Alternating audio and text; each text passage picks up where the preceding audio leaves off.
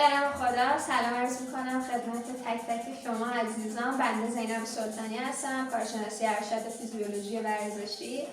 در خدمت شما هستم با اولین جلسه تمرینی تمرین با وزنه. نکته‌ای که مهمه بدونید اینه که این سری تمرینات با وزنه مخصوص چه کساییه و بیشتر کاربردش برای چه نوع افرادیه.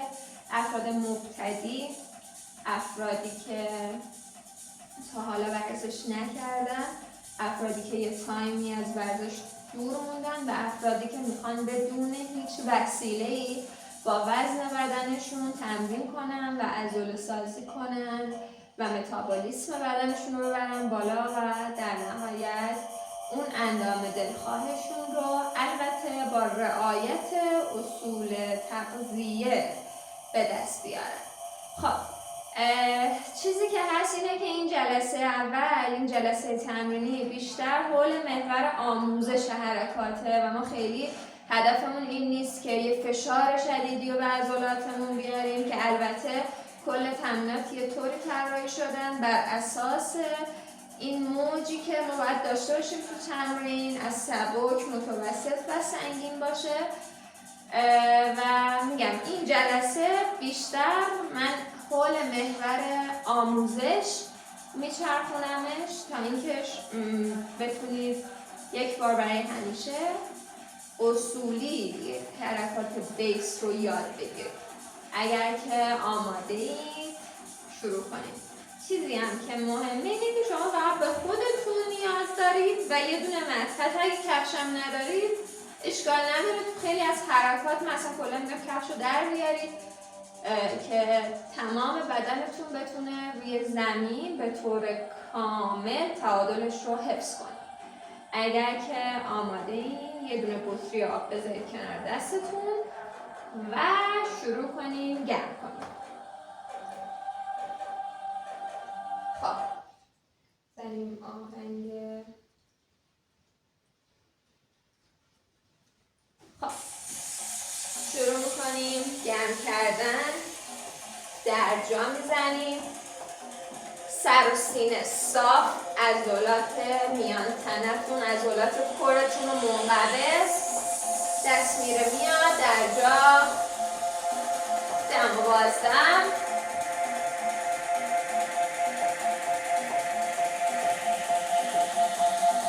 آماده ایم؟ شروع کنیم. 1 2 3 4 5 6 7 8 9 10. دست 1 2 3 4 5 6 7 8 9 10. 1 2 3 4 5 6 7 8 9 10.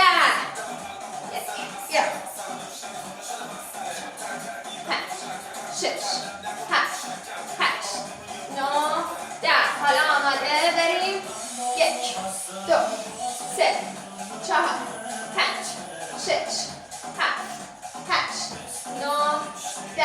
وسط 2 3 4 5 6 7 8 9 10. پایین 1 2 3 4 5 6 7 8 9 10. در جا. خوبی؟ بریم پا رو میکشیم تو شکم.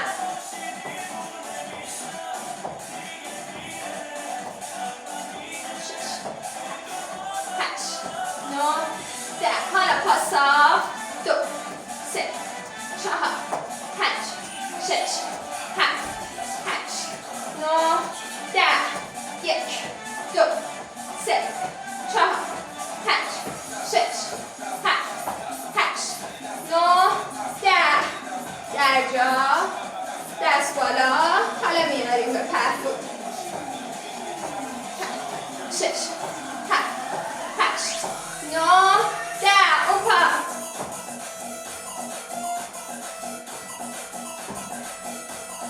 اما بازدم. بیا. 2 3 4 5 6 7 8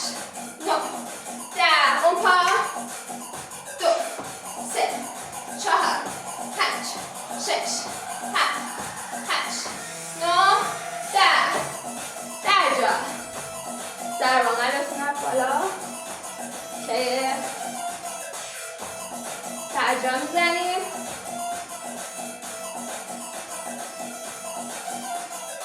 خب آمده این 2 تا چپ برمیگردیم سمت راست. خب شروع کنیم. 1 2 3 4 5 6 7 8 9 10. حالا میان 1 2 3 4 5 6 7 8 9 10. حالا میان 1 2 3 4 5 6 7 8 9 10. حالا در جا. خوبین؟ اگه میخوایم میتونید یه کوچولو آب بخورید، ولی حواستون باشه که آب خوردن که باید جوره جوره باشه، نه یه حجمی از آب وارد بدنتون کنید. در جا. اگه میدونید ویدیو رو استاپ کنید، یه ذره استراحت کنید، ضربان قلبتون خیلی نباید بیاد پایین و بعد دوباره آمد شروع کنید. خب میریم عقب‌تر وایمیسیم. 1 2 3 سرسینه 4 5 عضلات کمرتون منقبضه دیگه. 7 8 9 10 1 2 3 4 5 6 7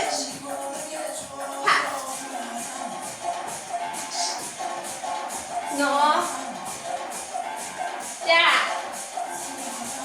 حالا میخوایم بریم ریز رو سرپنجه پامون میان پروانه. کسایی که زانو درد کمر درد دارن پروانه رو به این شکل میزنن. بقیه بزن. 3 4 5 6 7 8 9 10. برو ریز. بیا. 2 3 4 5 6 7 8 9 10. برو ریز. بیا بالا. 2 3 4 5 6 7 8 9 10. هر جا. یه استراحت کوچیک در حد 1 دقیقه بکنید و برگردیم. خب بچه‌ها خوب این ضربان قلبتون رفت بالا، گرم شدیم. الان نوبت چیه؟ نوبت گرم کردن تخصصی عضلاتیه که ما می‌خوایم امروز تمرینش بدیم. حالا امروز حول محور آموزش میچرخه، ولی خب دلیل نمیشه که ما اگر می‌خوایم پوشاپ بزنیم، اسکوات بزنیم، گرم کردن رو ندونیم چجوری باید پامون رو یا بالا تنمون رو گرم کنیم. برای اینکه پامون رو گرم کنیم کنار یه دیواری وایسیم. اگه تعادل دارید که نیاز نیست، ولی بهتره که کنار دیوار وایسیم. پا رو از جلو یکی پام بریم به سمت پهلو. 1 2 3 4 5 6 7 8 9 10. جلو عقب. 1 2 3 4 5 6 7 8 9 10. پا رو میاریم تو شکم، میبریم عقب. 1 2 3 4 5 6 7 8 9 10. برگردید به اون سمت. من چون میخوام پشتم به شما نباشه میام این ور. شروع میکنیم اون پا 1 2 3 4 5 سرپنجه پاتون سعی کنید به سمت خودتون باشه 6 7 8 9 10 1 جلو 2 3 4 5 6 7 8 9 10 پایین میارم تو شکم میبرم عقب 1 2 3 4 5 6 7 8 9 10 خب میخوایم چرخش بدیم لگنم رو 1 2 3 4 5 6 7 8 9 10 اون یکی پا 1 2 3 4 5 6 7 8 9 و 10 خب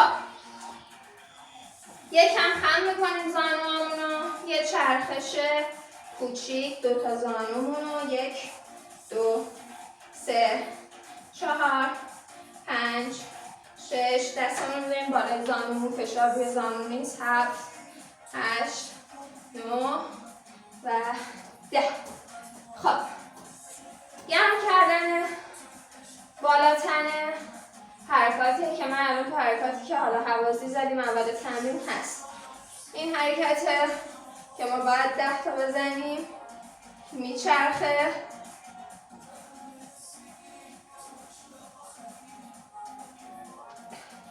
اگر کسی مفصل شونش آسیب داره اگر دامن حرکتتون تا اینجا نمیتونید تا اینجا بازش کنید اشکال نداره ما قرار نیست به بدنمون فشار بیاریم با مرور زمان تمرین کردن باعث میشه که شما دامن حرکتتون اگر آسیب جدی نداشته باشین برطرف بشه دستو 1 2 تو این حرکت هم همینطور 3 4 شکمتون منقبضه دیگه 5 6 7 8 9 10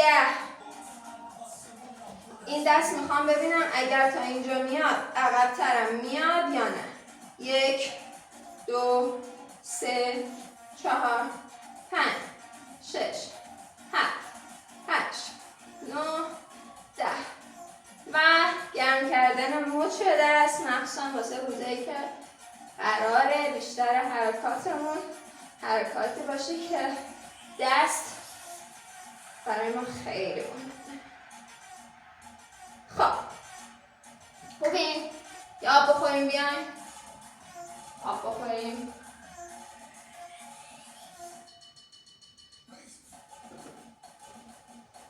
بریم سراغ شروع آموزش تمرینات و حرکاتی که مد نظر ما هست اگر که کفش ندارید خیلی خوبه اگه دارید درش بیاریم اگه کفشتون صافه نیازی نیست چرا اینو میگم یه سری از کفش‌ها این حالت رانینگشون رو خیلی زیاد دارن و باعث میشه که شما همه کف پاتون رو زمین احساس نکنید و تعادل کافی رو نداشته باشید اولین حرکتی که ما برامون خیلی مهمه و حرکت اصولی و حرکت بیس تمرینات بدنسازی و فیتنس حرکت اسکواته که خب خیلی آموزش درستی خیلی جا داده نمیشه و یا حالا شما آموزش درستی شاید ندیده باشین اگر دیدین که پرفکت خب یکیش اینه که شما میتونید این پنجه پاتونو پاشنه پاتونو به هم دیگه بس کنید و بعد این هفت که در میاد اینو برگردونید راحت این شما میتونید پاتون الان کاملا عرض لگن باز شده. یه سری حرکات نیازه که شما پاتون رو بیشتر از عرض لگن باز کنید. یه سری از اسکوات ها که اگر مخصوصا بخواد عضلات داخلی ران شما رو تقویت کنه، ولی ما فعلا میخوایم چهار سرمون تقویت شه. همینطور که اگه کمرمون رو ببریم به سمت پایین‌تر، باسنمون بیشتر درگیر میشه تا عضلات چهار سر رانمون. خب آروم ببینید، بذارید من پهلو بیستم. یه نکته توضیح، ما قرار نیست لگنمون رو بدیم عقب و اسکوات بزنیم، این اشتباه. اینو برمیگردونیم، شکم منقبض، آروم اسکوات میشینیم، آروم میایم بالا. این که میگن سرپنجه پاتون نباید از یعنی وقتی که میشینید زانوتون باید سرپنجه پاتون رو ببینید، این رد شده. ولی اگر که مبتدی هستین و زانو درد دارید، حتما باید به این نکته توجه کنید که دامن حرکتتون کمتر باشه و آروم بشین. قرار نیست اینو بزنید، شما قراره آروم بشینیم با تمرکز و اومدیم بالا. سعی کنیم عضلات باسن رو یکم منقبضش کنیم و با تمرکز این حرکت رو بزنیم. 2 تا 3 تا 10 دقیقه حرکت رو میزنیم و میریم سراغ آموزش حرکت بعدی تا ضربان قلبمون نیومده پایین خیلی. پس یه بار دیگه من میگم تا اندازه عرض لگن باز، ما لگن نمیدیم عقب، برمیگردونیم سر جاش، عضلات کورمون منقبض و آروم میشینیم و برمیگردیم بالا. یه کوچولو باسنمون رو منقبض کنیم. اگر که آینه داشته باشید کنارش وایسید خیلی خوبه، میتونید به این نکات توجه کنید. اگر که نمیتونید دوباره ویدیو رو بزنید عقب یا دوباره که من توضیح میدم با من حرکت رو انجام. پس با اندازه عرض لگن باز آروم میشینم، میام بالا. خب بریم 2 تا. اگر که زانوتون درد میگیره این حرکت رو نزنید یا با دامن حرکتی کمتر بزنید. ولی اگه 4 سر رانتون درد میگیره اشکال نداره، مفصل زانو اولویت ماست.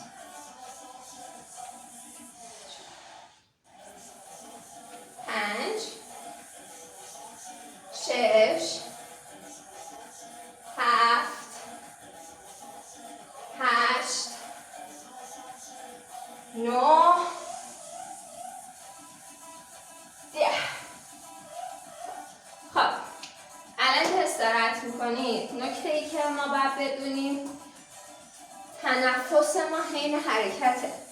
این تنفس حین حرکت 2 تا فایده داره. یکی چی که حرکت درست اجرا میشه و یکی اینه که فشار رو بیشتر میکنه، چون شما تمام حواستون به اون حرکتی که دارید میزنید. حالا ما چه زمانی باید دم داشته باشیم، چه زمانی باید بازدم داشته باشیم، نفس رو بریم بیرون. زمانی که سخت حرکت ما باید بازدم داشته باشیم. یعنی چی؟ یعنی حرکاتی که مثلا مخالف جاذبه زمینه رو باید بازدم داشته باشیم. ببینید الان اسکوات زدم، ما داریم میریم پایین موافق جاذبه زمینه و ما الان وزنه هم نداریم. ببینید میریم پایین، دم میگیریم، میایم بالا، باز شد. یه بار دیگه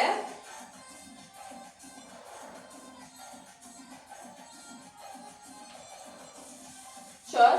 من چون میشمارم نمیتونم خیلی دم و بازدم دقت کنم، ولی شما همزمان که گوشتون ماننده که من دارم تعداد رو میشمارم برای ست دوم، حتما وقتی میشینیم دم، وقتی میایم بالا بازدم. شد.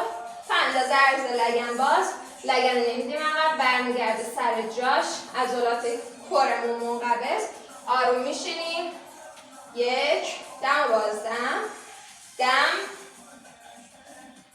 بازدم، 2 دم بازدم، 3 دم بازدم، 4 دم بازدم، 5 6 7 8 9 10. یه آب بخورید. برگردید تا حرکت بعدی.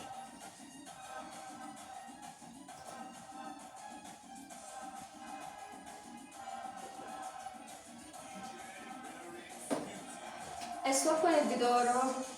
1 دقیقه استراحت کنید. البته ما استراحت هم فعال داریم، همین ساعت غیر فعال که در جلسه های آینده روی اونا بیشتر تمرکز کنید. استراحت کنید و بعد دوباره شروع کنید.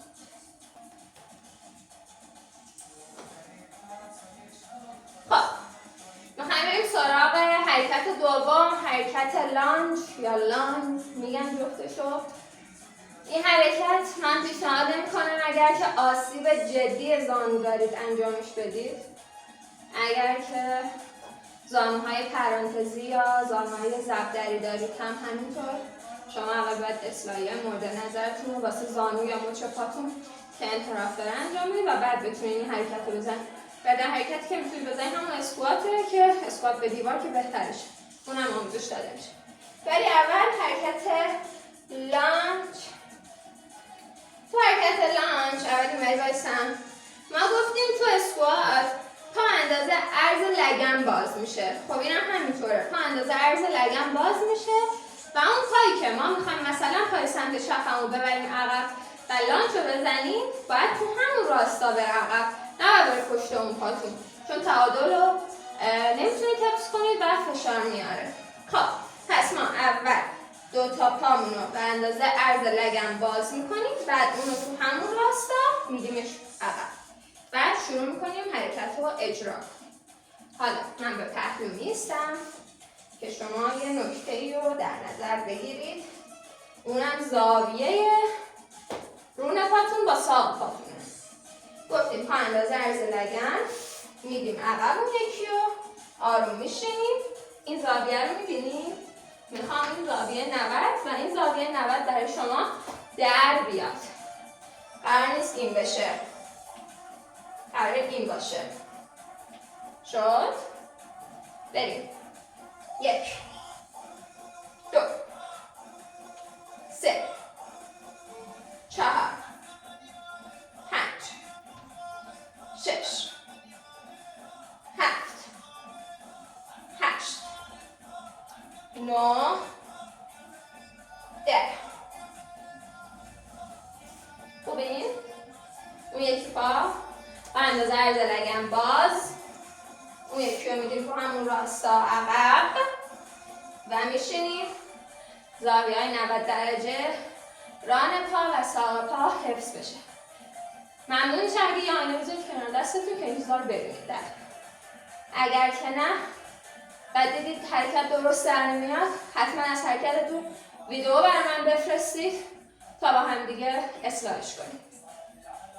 1 2 3 4 5 6. دم و بازدم چجوری بود؟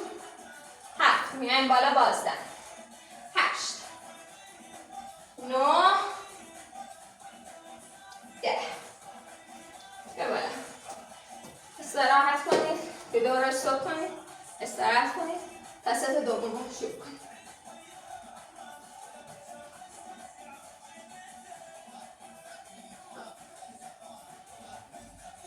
خب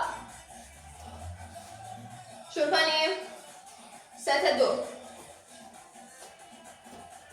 پا اندازه عرض لگن باز، سرسینه صاف. من گردنم نمیدازم پایین، نمیگیرم عقب، تو راسته بدنم. اون پا رو میدم عقب. زاویه 90 درجه ران پا و ساق پا و حفظ شه. 1 دم و بازدم. میام بالا بازدم. دم بازدم. 2 3 4 5 6 7 8 9 10. اون پا شروع کنیم. 1 دم و بازدم. سر نیفت. 2 اگه تونسته عضلات کورتون رو منقبض کنید. 3 4 5 6 7 8 9 10.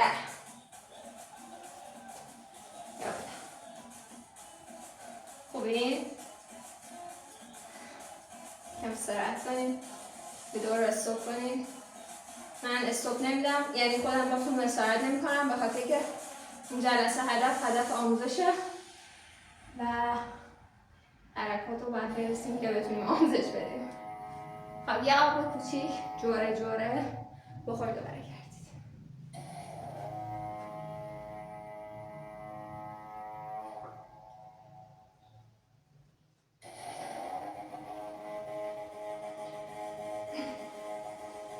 حرکت سوم حرکت والسیته، بهترین حرکت دنیا برای کسایی که کمر درد دارن نمیتونن اسکوات بزنن، زانو درد دارن نمیتونن اسکوات بزنن، ناهنجاری دارن، اگر با یه توپ وسط پاشون باشه خیلی بهتره. یکی بهش میرسیم.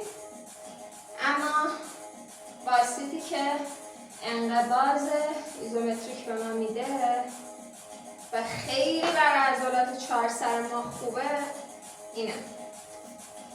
ما کنار دیوار میمونیم، میخوایم به صورت صندلی بشینیم به دیوار. پا هم اندازه عرض لگن.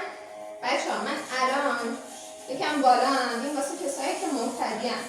درست اینش اینه که تو دقیقا این زانوت با ران پا زاویه 90 درجه داشته باشه. ولی ما الان چون جلسه اوله سرسینه صاف میایم پایین تا جایی که میتونیم و نگه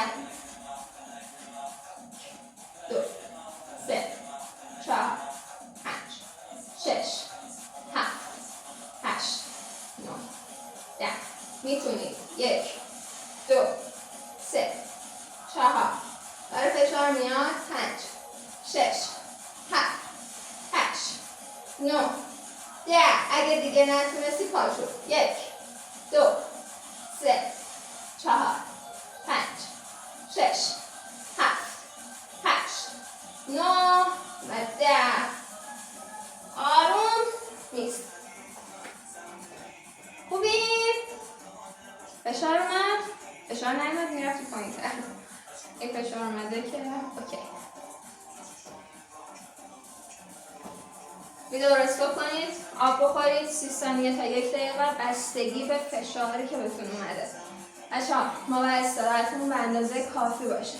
نه اونقدر که بدنمون سرد بشه که نتونیم دوباره به کیفیت قبل حرکت بزنیم، نه اون که هنوز خسته باشیم و شروع کنیم. خیلی خستگی هم باعث میشه که کیفیت حرکت بعدی یا اون ست بعدیمون از دست بره و شما اگه میتونید مثلا 50 ثانیه والسیتو بشینید، 60 ثانیه والسیتو بشینید، 30 ثانیه میشینید، چون به اندازه کافی استراحت نکردید. خب استراحت کردیم، اومدیم بریم حرکت دوم، ست دوم. با اندازه عرض لگن با حالت صندلی میشینیم، سرسینه صاف. 1 2 3 4 رو به رو نگاه کنید. 5 6 7 8 9 10 10 9 8 7 6 5 4 3 2 20. میتونید 1 2 3 4 5 6 7 8 9 10. آروم میایم بالا. اگه دیدید خیلی فشار آورده یکم عضلاتتون رو این شکلی باز کنید. ویدیو رو استاپ کنید، استراحت کنید، یه کوچولو آب بخورید برگردید. منم یه کوچولو آب بخورم.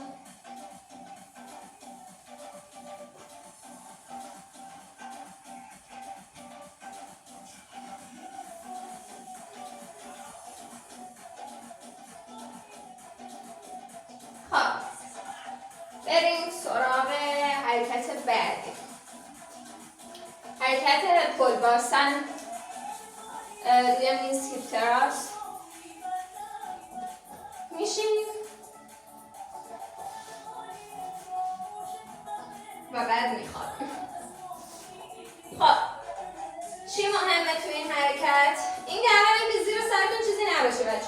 موهاتون اگه بالا بستید بازش کنید بیاد پایین که سرتون اذیت نشه، چون شما قراره مثلا چند تا ستی حرکت رو بزنید و فشار بدید. حرکت پل باسن حرکت خیلی خوبیه، مخصوصا برای خانمایی که زایمان کردن.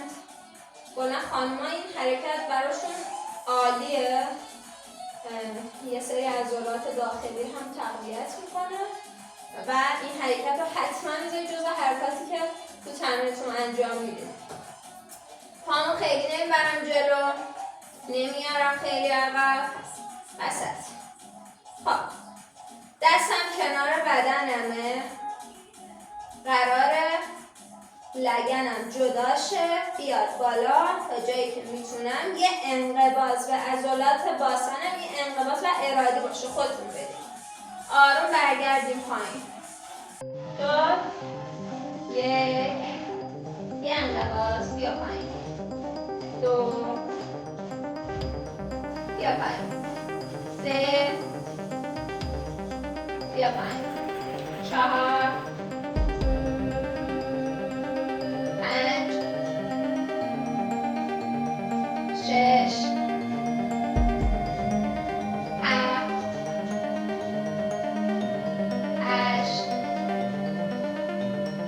9 این عضله چون عضله بزرگی ما باید اضافه حرکات بیشتر. 1 2 5 تا باید بزنیم دیگه. 3 4 5. خب بچه‌هایی که نمیتونن خسته شدن همون نگه دارن، استراحت کنن. بقیه که میتونن میخوام 10 ثانیه اینو نگه دار بالا با انقباض باسن. 1 2 3 4 5 6 7 8 9 10. آروم بیا پایین. خب بچه‌ها استراحت کنید، ویدیو رو استاپ کنید، استراحتشون رو کنید، برگردید ادامه ویدیو.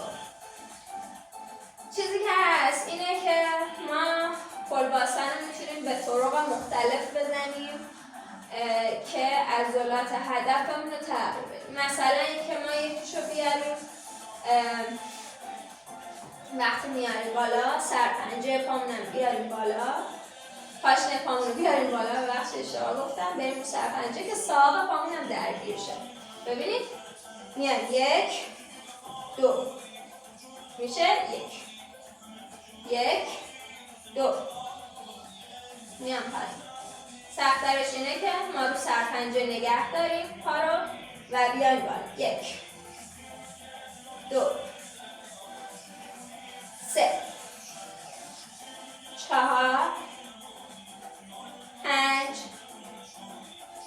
6 7 8 9 10. خب بچه‌ها که خسته شدن استراحت کنن، ویدیو رو استاپ کنن، استراحت کنن. بقیه که میتونن همراه ما پل باسن تک پا داریم، یعنی گرفتن یه پا به سمت بالا و انجام این حرکت پل باسن. میخوایم این حرکت رو یه بار یک ست انجام بدیم برای پای راست، یک ست برای پای چپ، تا بعدا که تو تمرینات استفاده میکنیم الان یه بار انجامش داده باشیم. میگیرم بالا. 1 2 3 4 8 تا میزنیم. 5 6 7 8. اون پا. 1 2 3 4 5 6 7 و 8. آروم بلند شید.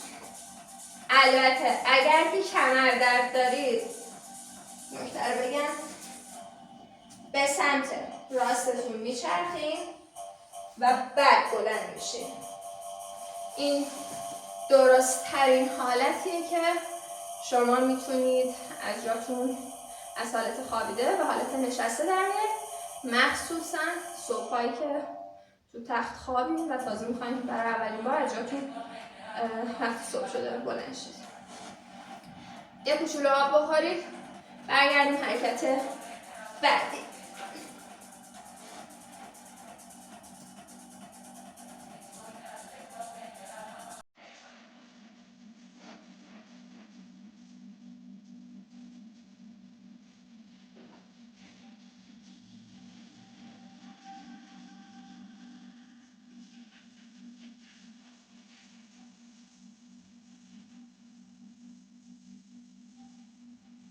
خوبیم؟ استراحت کردیم؟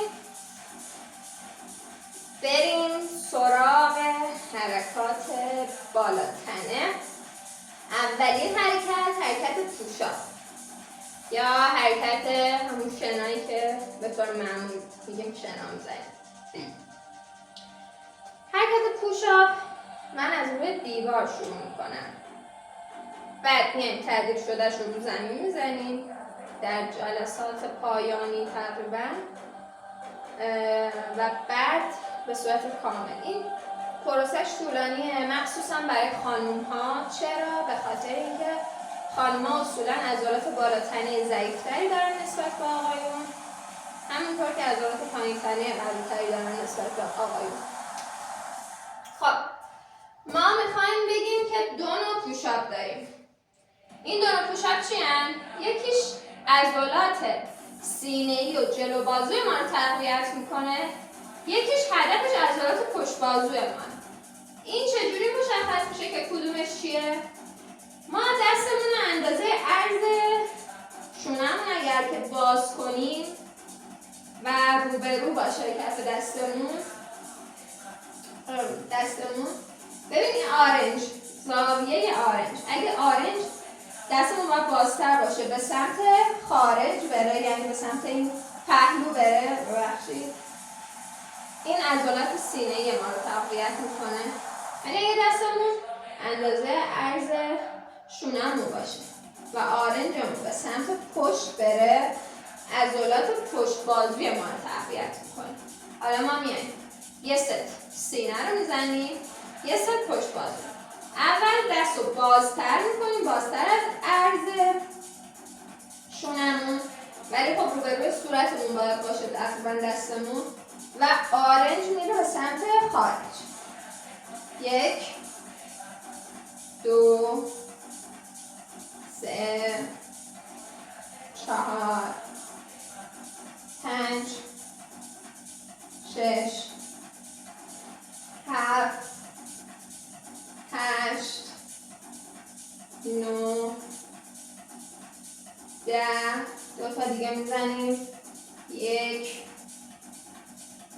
بعد 2.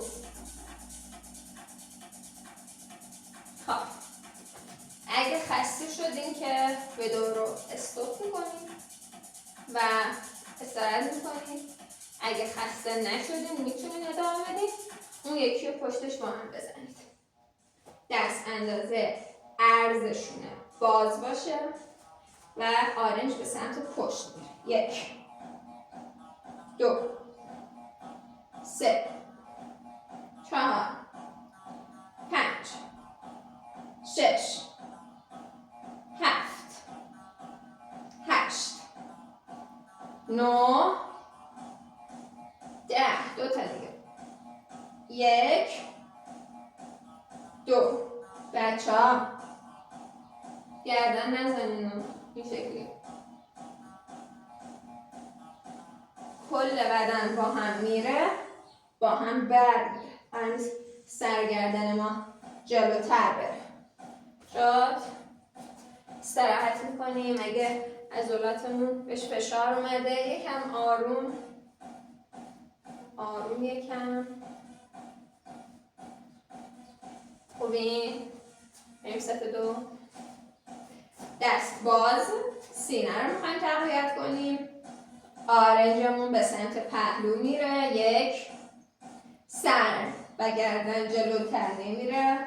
2 3 4 5 6 7 8 9 10. 1 2. خب این پشت بازو. بازم میگم اگر نیاز به استراحت داشتیم استوب، استراحت، فقط شروع. اندازه عرضشونه. باز 1 2 3 4 5 6 7 8 9 10. 2 تا دیگه. 1 2. خوبی؟ استراحت کنید، یه کوچولو آب بخورید و بیاین تا با هم حرکت بعدی رو بزنیم.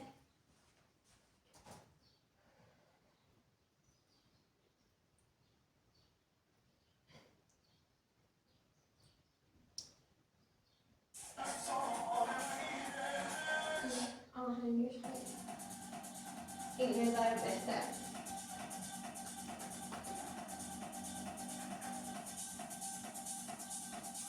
خب حرکت بعدی حرکت پلانکه. حرکت خیلی مهمیه، تمام عضلات بدن رو درگیر میکنه اگر به شکل صحیح انجام بشه. تو این حرکت کفشاتون رو در بیارید، جوراباتون هم در بیارید به خاطر اینکه ریز میخورید.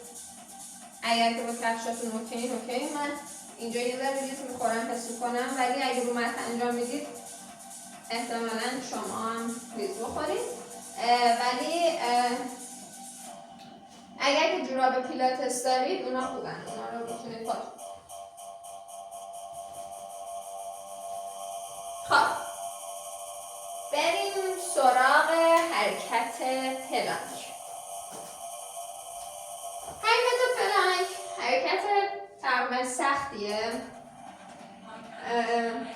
خیلی فشار میاره و خیلی طبیعیه این موضوع، ولی باید درست یاد بگیرید بزنید. حرکت تعریف شدهش برای کسایی که واقعا نمیتونن پلانکو نگه دارن و من بهتون میگم. اول اینکه زانواتون رو میذارید روی زمین.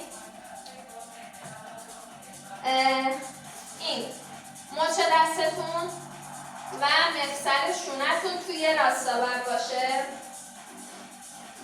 انگشتای دستتون باز باشه و وزنتون بین کف دست و انگشتا تقسیم شده باشه. خب این تردید شده پلانکیه که ما روی کف دست میریم. ولی ما الان میخوایم حرکت پلانک روی ساعد رو بریم و یه سری ریز جزئیاتی که شما باید یاد بگیرید حتما پلانک رو این شکلی بزنید. این که میگن مثلا پلانک رو 2 دقیقه اوکیه، مثلا 5 دقیقه 10 دقیقه مثلا فلانی میتونه اینا. ببینید اینا هدف بزرگی برای ما نیست و حقیقت هم اینه که خیلی فایده چندانی برای ما نداره. شما اصولی 1 دقیقه پلانک بزنید کافیه. خب روی ساعدمون حتما آرنجمون و شونمون توی راستا باشه.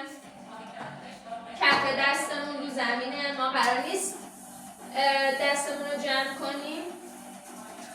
میره رو سر پنجه پامون. بچه‌ها این نیست، اینم نیست. ما توی یه راستا سر نمیفته نگه میداریم. خب اینو من یه چیزی بهتون بگم. ما قراره عضلات شکممون رو توی این حرکت منقبض کنیم و لگنمون مثل اون اسکواته بود گفتم نمیدیم اینجوری برش میگردیم سر جاش تو اون حالت نگرد. بعد همین باعث میشه که بالا پشت ما یکم به حالت گرفتور در بیاد که اشکال نداره. پس دستامون قفل نمیشه، یکم پشت و گرد، لگن، شکم منقبض، 20 ثانیه. سر تو راستای بدن.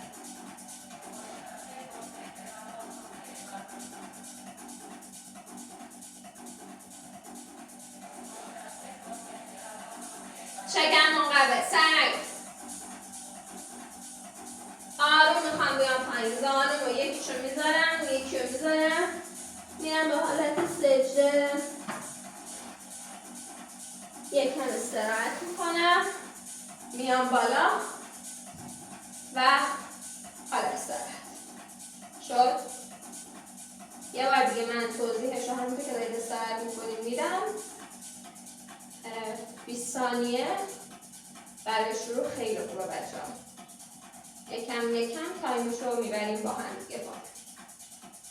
پس مفصل آرنج و مفصل شونمون توی راستا، مچ دستمون، کف دستمون روی زمین، پشت رو یکم گرد، لگن سر جا، سر جا، شکم منقبض. همینو نگه شد. حالا بریم مدل پلنک بعدی که روی کف دسته. اونم نکتهش همینه که انگشتا باز و از بین کف دست و انگشتا تقسیم.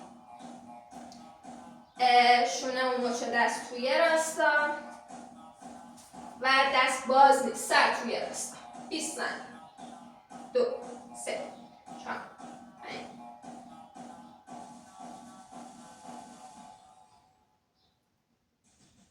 دم بزن.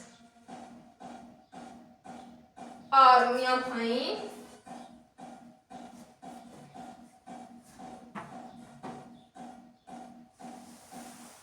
میام بالا. خب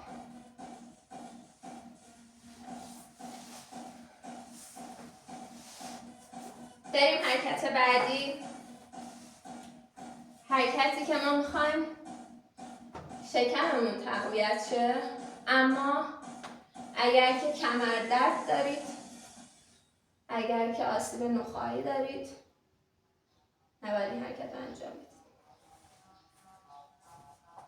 خب ببینید بچه‌ها، من کف دستمو میذارم روی زمین کامل، پا رو میگیرم بالا، میکشم توی شکم، بدنمو نزدیک پا میکنم، دور میکنیم. 1 2 3 4 5 6 7 8 9 10 شد. بچه ها این حرکات رو اگر که میزنید و میبینید شکلش درست نیست، معاینه خودتون رو نگاه میکنید، یه جایی گیری داره، حتما برای من فیلمش رو میگیرید از خودتون که داریم حرکت انجام میدید، میفرستین تا با هم دیگه رفعش کنید. خب بریم سراغ حرکت بعدی. ما باید کوهنوردی ها رو یاد بگیریم. کوهنوردی ها چند مدل داره. کوهنوردی ساده، کوهنوردی که پا مبرب به سمت داخل، پا به سمت مبرب به سمت خارجه که یک ست از هر کدومش میزنیم. تعدیل شدهش واسه افرادی که اضافه وزن زیاد دارن، خیلی سخته براشون این حرکات رو زمین انجام بدن. رو دیواره بچه‌ها، دستمون رو میگیریم به دیوار، پامون رو میکشیم توی شکم. کوهنوردی ساده. اگر به سمت داخل این حرکت رو انجام بدیم، پا رو بکشیم، این مبرب به داخله، میتونیم حتی به خارج پا رو بیاریم بالا. این برای کسایی بود که نمیتونن روی زمین این حرکات رو انجام بدن. بریم برای افراد عادی. کف دست روی زمین، مثل حالت پلانک، مچ، ساعد و سرشونمون توی راستا، انگشتا باز و از بین کف دست و انگشتا تقسیم میشه و بدن صاف توی راستا. پا رو میکشم توی شکم. 4 5 6 7 9 سر 10 1 2 3 4 5 شاد. همین. اینا تعداد بالاتر. بچه‌ها سرعتی اینو نزنید چون ما میخوایم هدفمون اینه که عضلات شکممون تقویت بشه. بریم مبرد به داخل. 2 3 4 سر نیاد 6 7 8 9 10 1 2 3 4 5 آروم میام پایین. یه استراحت کوتاه. اوکی خوبی؟ اگر نیاز به استراحت بیشتر دارید استاپ کنید شروع کنید، اگر نه که ادامه بدید. بریم خارج. 1 2 3 4 5 6 7 8 9 10 9 8 7 و 6. بیا پایین. خب خوبین؟ خدا شکر.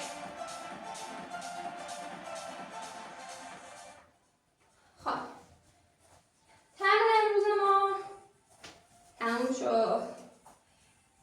اگر که تازه دارید ورزش شروع میکنید توصیه من به شما اینه که 3 بار یا کم کم 2 بار این ویدیو رو با من تمرین کنید، چون این حرکاتی که آموزش داده شده حرکات بیسه، حرکاتیه که تقریبا عضلات بزرگ بدن درگیر میشه و خیلی مهمه اصولی انجام دادن اون حرکت و آسیب ندیدن از انجام اون حرکت.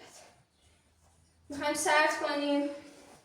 بشینید روی متتون آروم. ضربان قلبتون پایینه. اگه بالاست آروم آروم یکم درجا بزنید تا ضربان قلبتون بیاد پایین و بعد با هم سرد کنیم. سرسینه صاف. چند تا دم و بازدم عمیق که با بینی نفس میکشیم و با دهن خارج میکنیم. 1 2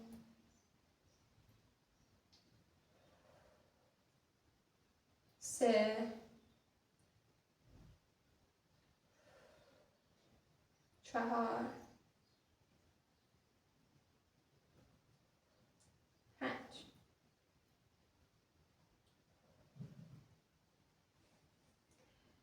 دستمون رو میذاریم آروم بدن رو میکشیم از اون سمت. یه بار دیگه عوض کن. دستو بکش. اگر میتونی، اگر نمیتونی و دستت خیلی بالا نمیاد اشکال نداره، ولی اگر میتونی دستتو تا جایی که بالا میاد بکش. بیا بالا. این سمت. عوض کن. پاتو باز کن. یکیشو برو سمت اون پا. آروم. بچه‌ها اگر انعطاف کافی ها ندارید دستتون تا همینجا میاد اشکال نداره. دستاتون رو بذارید کنارتون و تا جایی که یکم پشت پاتون احساس کشش کنید نگهش دارید. 20 تا 30 ثانیه این حرکت رو نگه دارید. اگه دستتون میرسه که کامل بکشین پاتون رو.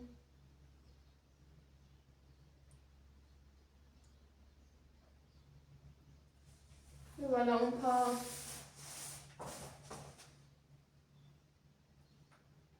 گفتم اگر نتونستید دست رو بذارید کنارش. خیلی هم قوز نکنید ولی خب انعطاف کافی نیازمند تکرار تمرین حرکات کششیه. آروم نگه دار. احساس کشش رو بکن حتما پشت پات. اگر بیشتر میتونی برو جلو، بیشتر بگیر پاتو. کفای پاتو به هم بچسبون. سر سینه صاف. بوز نکنی یه وقت صاف. آروم شروع کن ضربه بزن. آروم.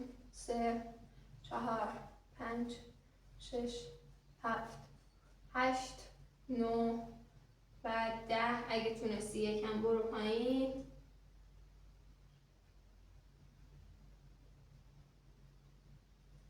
بیا بالا. کف پاتو بذار روی زمین. آروم بچرخ. عوض کن. آروم بیست. آخرین حرکتی که شما باید انجام بدید تقریبا آخر هر برنامه‌تون تمرینات تعادله. تعادل خیلی مهمه، خیلی مهمه و خیلی مهمه، مخصوصا تمرینات تعادل که باعث میشه که مچ پای قوی تر و همچنین این مچ پا که درست قوی باشه تمامیتش از بیش از خیلی از آسیبایی که از زانو و کمر میبینیم ما جلوگیری میکنه. اگر که نمیتونید روی یک پا تعادل داشته باشید کنار یه جوری بایستید که هر موقع تعادلتون به هم میخوره دستتون رو بگیرید. اگر که نه دستتون رو باز کنید، حالت عادی پاتون رو بیارید بالا. خب اون پایی که رو زمینه رو ما سعی میکنیم تمام کف پامونو، انگشتامون، پاشنه پامون، پنجه پامون، سینه پامون همشون رو زمین حسش کنیم و 4 سرمون سمت منقبض نگهش داریم که بتونیم یه تعادل خوب داشته باشیم. میدونم سخته واسه خیلیا، پس اینجوری شده اشکال نداره. سعی کن پاتو منقبض کنی. آروم بیا پایین. اون یکی پا منقبض. همه انگشت پاتون اگه بازم این شکلی میشید اشکال نداره. سعی کنید تمرکز کنید و تمام پاتون اگه بلند میشه بیاریدش سر جاش. آروم بیاید پایین. بچرخ. عوض کن. خودتو بغل کن. خودتون رو دوست داشته باشید. مراقب خودتون باشید. تا جلسه دیگه. خداحافظ.